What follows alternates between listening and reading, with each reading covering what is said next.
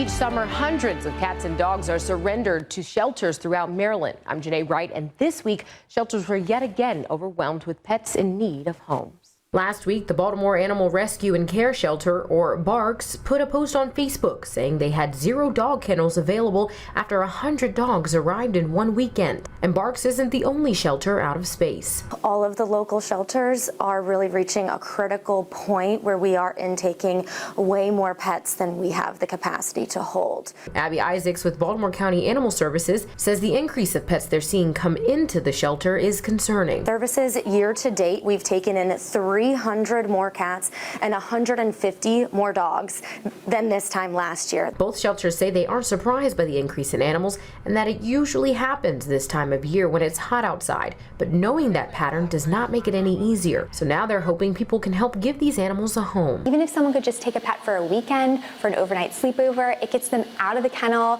That's really wonderful for them and their mental health, but it also means that we can free up that kennel space for another animal who would need it. But Noelle Patterson says that owning a pet has gotten more expensive over the years. The cost of maintaining a pet, as well as pet fees for certain types of housing. They're having to make a decision between feeding their family or being able to keep their pet and take care of them. And so we see a lot of people coming here just heartbroken to give up their pet. They don't want to come to that conclusion, but they have no other option.